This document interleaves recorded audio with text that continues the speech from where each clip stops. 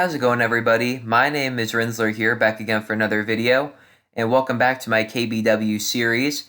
I'm continuing my temporary break from my KBW career series videos, I should say, to rank all of the KBW World Heavyweight champions from worst to best. Now, there were 6 different world champions during KBW's existence, and honestly, I think that there could have been a lot more. But as it is, there were 6 world champions. Some of them were better than others. Most of them were pretty good. There's only one KBW world champion I legitimately did not enjoy. So without further ado, let's discuss all the KBW world champions and rank them from worst to best. So at the bottom of my list is the last and certainly my least favorite KBW wrestler ever, Big Time Mike. Okay, I'm gonna try to not sound too angry when I talk about Big Time Mike, but I'm just gonna get this out of the way really quickly. I really did not like this guy. I never honestly liked him at all. At all. He felt super out of place in the finale at Blood, Sweat, and Tears, too, and I never really liked him as much as KBW wanted me to. He felt like the Roman Reigns of KBW, honestly. I never really enjoyed his retro-themed gimmick or his style of wrestling or talking. His version of the KBW talk show was honestly a real downgrade compared to AK-47's version in Season 3. I really wanted Pac-Man to be the last World Heavyweight Champion, and I couldn't believe KBW went with Big Time Mike. He's the only member of the roster that I actively hated. He was always super grating to me, and without a shadow of a doubt, he was the most underwhelming final champion imaginable, and by far my least favorite champion and wrestler in KBW history. Next up on my list at number 5 is the Bulldozer. Now, don't get me wrong, unlike Big Time Mike, I actually really like the Bulldozer. He's a very talented big man, and it was admittedly hard not to sympathize with the guy.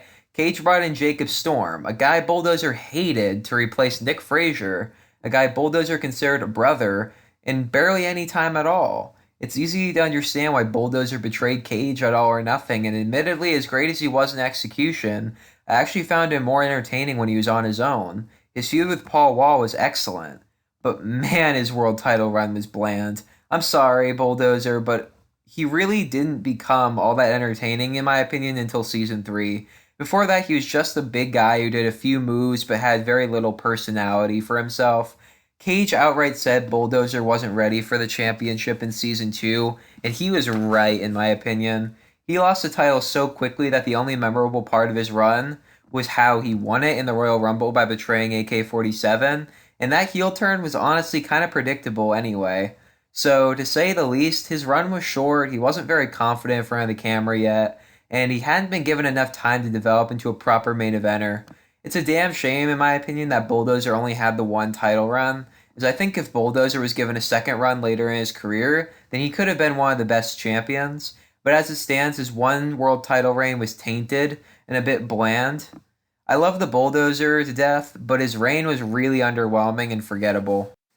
Next up on my list, right about in the middle of my list actually, is CJ. CJ's title reign was honestly the most disappointing in the history of the company.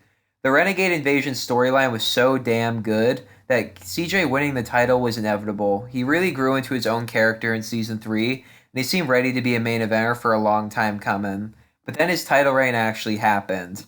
It didn't help that he didn't win the title clean, using the Renegades to help him beat D-Man, but his reign still could have worked if he appeared on TV more often. In reality, CJ seemed to appear rarely after he won the title, and when he did, he always seemed to need help. Heading into Renegade Revolution, everybody knew CJ was going to lose his title, and that's not a good thing for your champion at all. I still wish CJ's reign lasted longer since he still had life in his reign, in my opinion, but as it stands, CJ was a bit disappointing. He wasn't annoying like Big Time Mike or bland like the Bulldozer, but he was absentee from KBW videos. Not really a good look for your main champion at all. Overall, his title reign was unfortunately really, really forgettable in the overall spectrum of the KBW storylines. Next up on my list is D-Man. Now, I've made 2 videos on D-Man already, so you guys probably knew he was going to make my top 3. But in truth, I always look back on his reign and wish it could have been stronger. I made an entire video about how D-Man's title reign could have been better. His title reign only lasted about a week before he lost it to CJ. CJ winning the title was inevitable, but D-Man's time was not up yet in my opinion. As it stands, the only reason I put D-Man above CJ is because the way that he won it by cashing in the Money in the Bank was more memorable than anything that happened during CJ's reign. D-Man's confidence grew a lot in Season 3, as did his in-ring ability. He could have been booked as a real badass tweener in Season 3, but as it stands, I still enjoyed the way he won the title, and at least he got to have one big moment that season.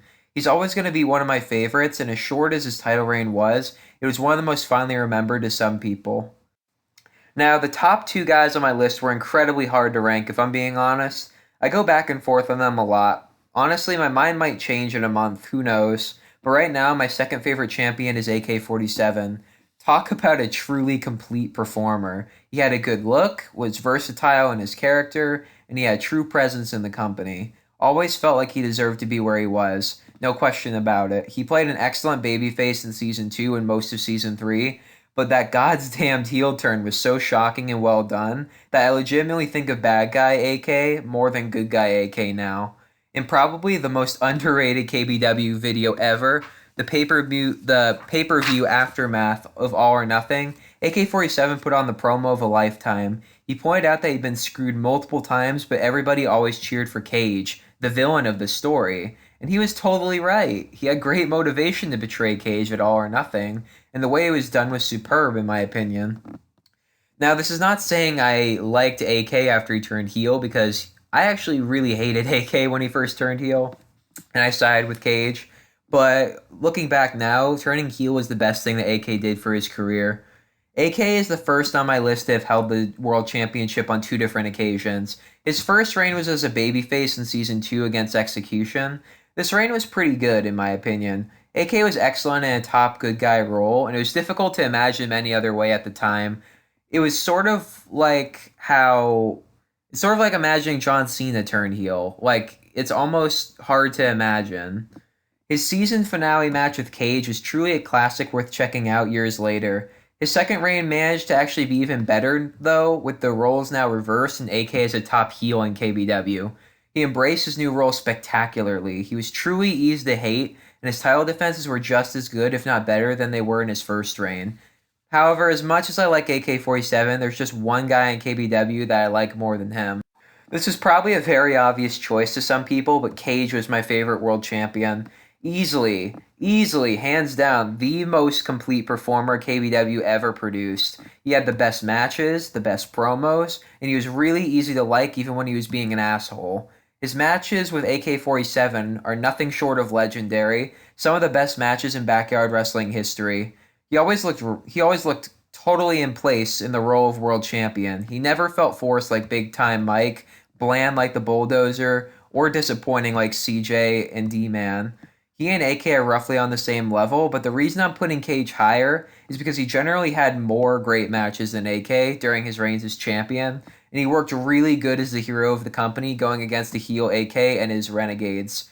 He became the heart and soul of KBW. Those fans he once said screw you to were now a part of him, and he fought for us against AK, who betrayed us all.